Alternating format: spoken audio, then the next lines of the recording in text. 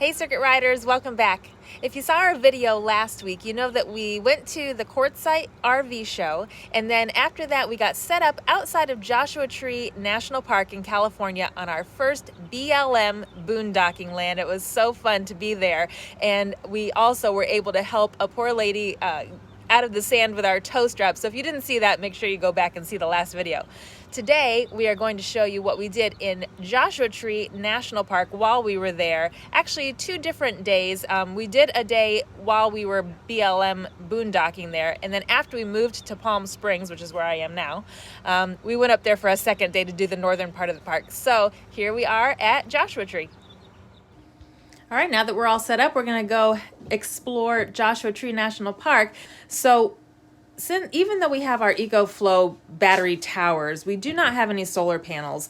So the only way we can charge those is with our generator. So we are gonna still be pretty frugal on our electricity usage. We are, however, going to make sure that our power is turned on when we leave here because we want our security system to run, and that runs off of Wi-Fi. So we've got our Wi-Fi plugged in, our security cameras are on, and we've read on reviews of this area that it's safe to leave your rigs here. There's plenty of people around watching out, and people haven't had problems with break-ins or vandalism or anything here. So we feel comfortable leaving our rig here in the desert for a couple of hours.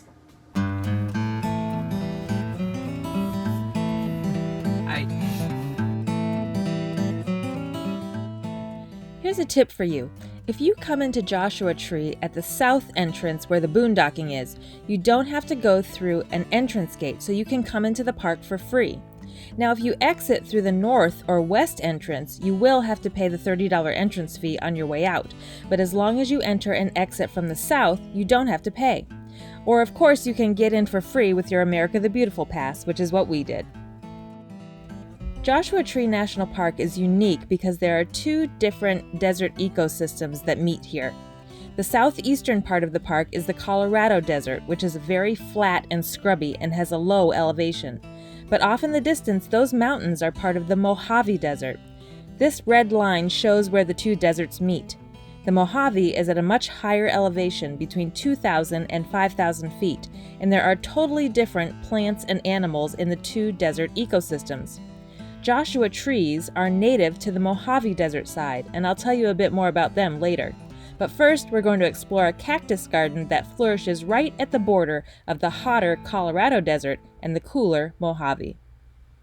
There's one main road that comes up from the south entrance of Joshua Tree up to the north, and this is kind of sparsely populated down here in the southeast section of the park. Most of the attractions and things are in the northwest, and we'll do those later. But along this southern drive is the Cholla or Cholla, I'm not sure how to pronounce it, cactus garden, and that's these little, what they call teddy bear chollas, and they are the worst offenders for reaching out and grabbing you and getting stuck in your skin and your clothes, so we know to give them a wide berth, but they're so pretty to look at. And you can see that they're just starting to bloom now.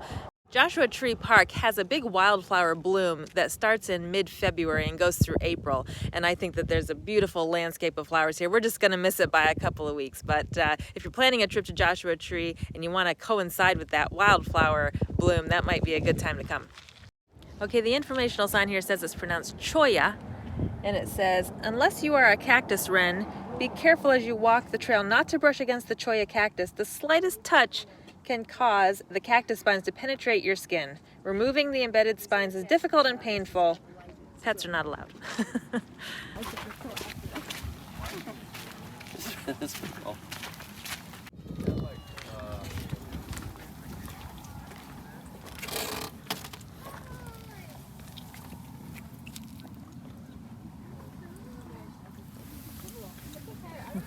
It does look very fuzzy, like it would be cuddly.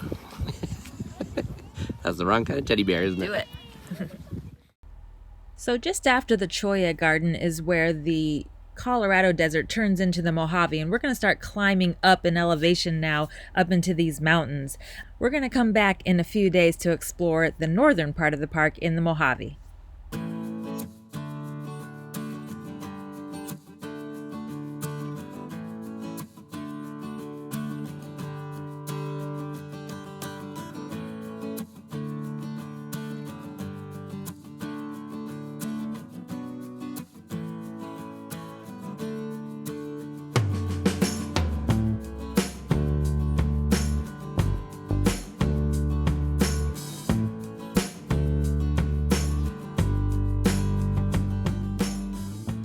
Well, several days have passed and we've moved on to Palm Springs Campground, which you'll see in our next video, but it's much closer to the west entrance of Joshua Tree. So we've come back around to the northern part of the park now in the Mojave Desert section to do a couple of hikes.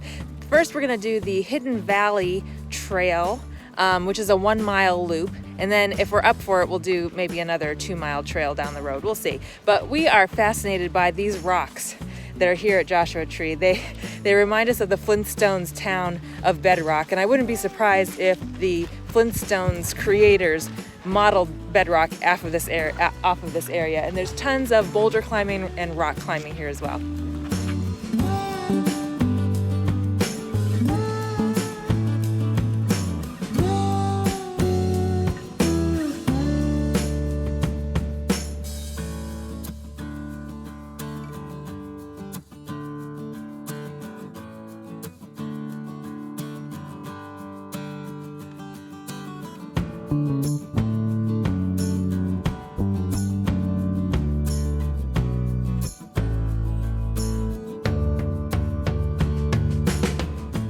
Joshua Tree is also a world-class rock climbing destination. The park has 8,000 climbing routes, 2,000 boulders, and hundreds of natural gaps to explore.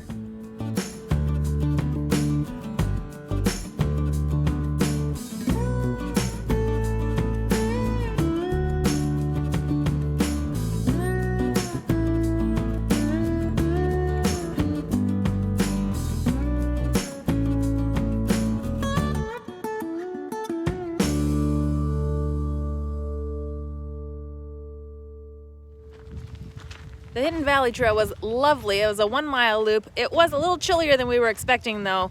Some high winds in those shady areas. So for the Barker Dam Trail, we are gonna put on a little more clothes. It's sunnier over here, but it's still pretty windy. It's about 60 degrees out. The sun's great though. Yeah, it is.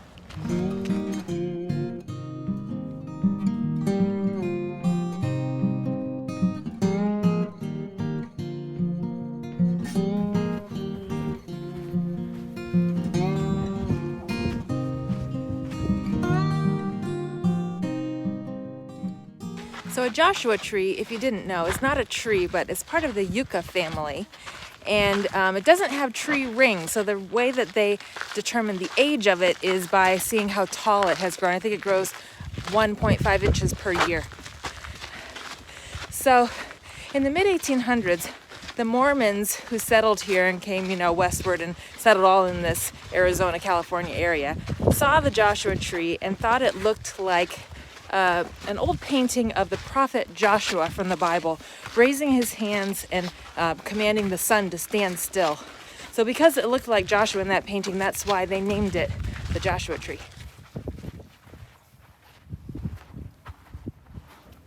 We're speculating here. So we've reached Barker Dam, but there's no water here. But we can see that there's a flat, low area where water could gather, and there's some signs around about water birds who migrate here. So I wonder if in the winter either it dries up or maybe this is unusual. I don't know. Yeah, and you can see some of the water lines on the rocks too, where different water levels. Barker Dam was actually part of a cattle ranch. A man named William Keyes owned a ranch here from 1894 to 1969. He liked to graze his cattle here because it is a good sheltered valley that had a water source. There are a few other smaller dams in this area, but Barker Dam was built in 1950. Even though the lake bed is dry right now, we could see the difference in the color of the ground. It's darker and feels like damp soil. It's really unusual to come across damp land here in this arid desert. All right, we found the actual water. So that's the concrete dam that they must have built by hand.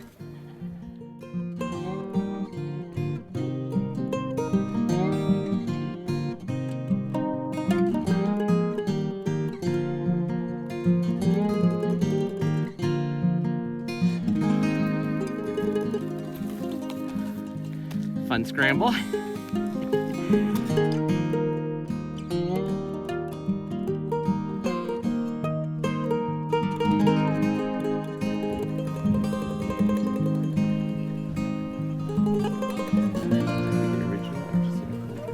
Bighorn Dam, built by Willie Keyes, 1949 to 1950, so not quite 100 years ago.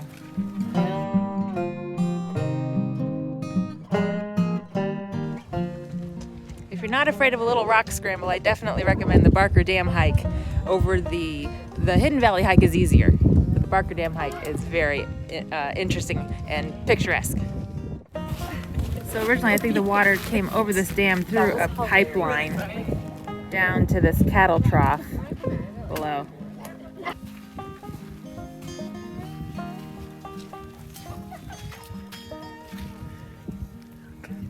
Oh, is this was 1939.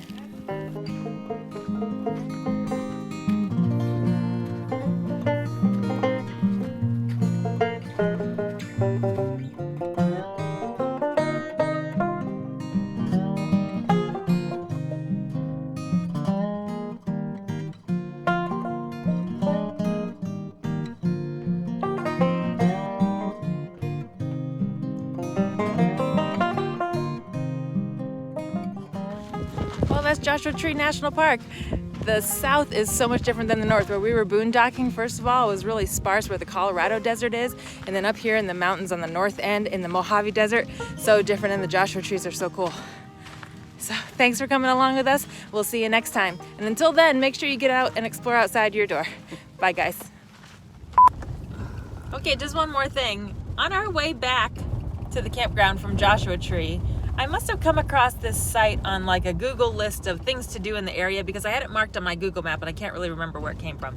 But it's a Noah Purifoy, I think is how you say it, Desert Art Museum. There's been signs leading us in here, though it's in the middle of nowhere and in a very rural area outside of the town of Joshua Tree. But it does look like a substantial museum. Let's see if we can walk around it before the sun sets. What do you think, Jace? It's some, outdoor art installation would be one way of describing it. But the fact that they had signs along the road pointing us here Means someone is put a positive signs sign. along And the road. there's people here to see it. All right, let's check it out. They have a nice little brochure here, Noah Purifoy Outdoor Desert Museum, and I'll sign the little welcome thing. Interesting. Interesting is the correct word.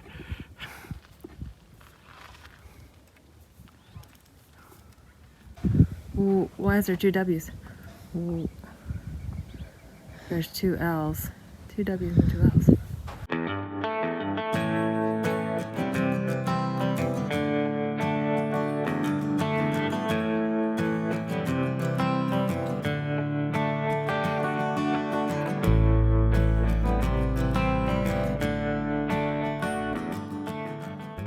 So this guy Noah was born in 1917, died in 2004, and was just a local artist with, found pieces of art out of junk and stuff like that, I guess. And the Noah Purifoy Foundation has kept this free museum up for people just to walk through.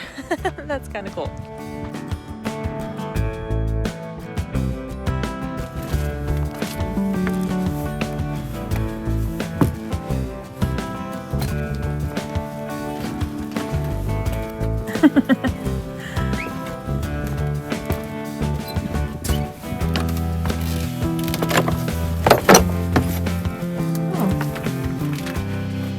Some colonnades made out of toilets.